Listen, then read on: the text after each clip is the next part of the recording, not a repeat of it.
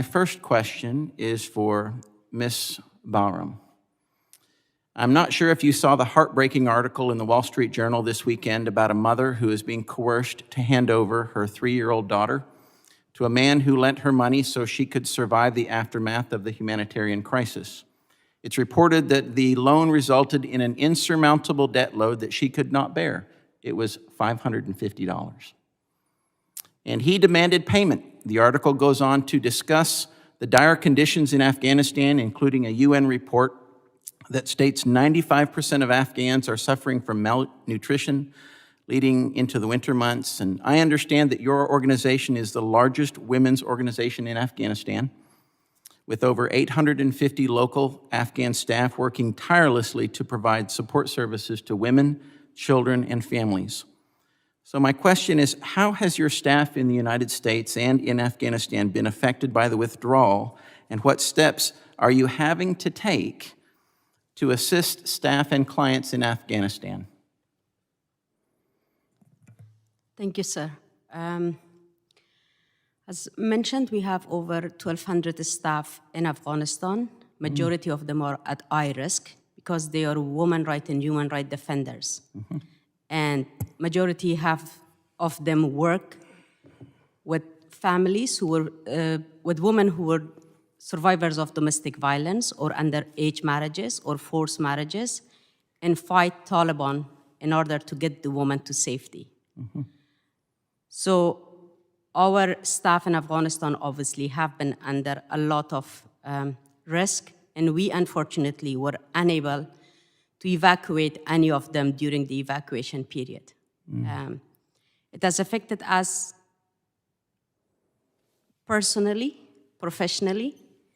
I have had losses during the war in Afghanistan. From the day I was born till now, I haven't seen a day of peace. But the past few weeks have been the darkest days of my life.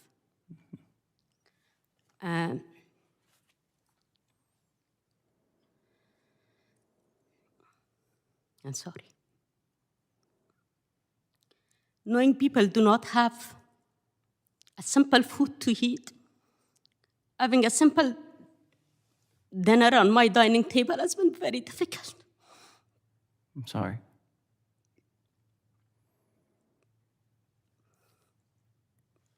Knowing people do not have access into their bank account,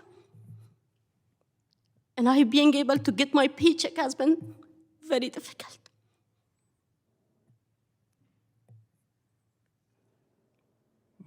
Knowing people have been separated from their children at the airport, and hundreds of killed at that explosion, many bodies not recovered, one that I know personally, has been very difficult to live with my family. So I think it's a time for us to understand the importance of humanitarian aids for Afghanistan, and knowing that we should not let the people suffer anymore.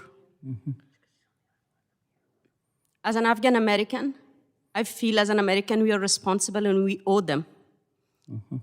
Because the past 20 years there have been a lot of achievements, not only for women's rights, but throughout the country.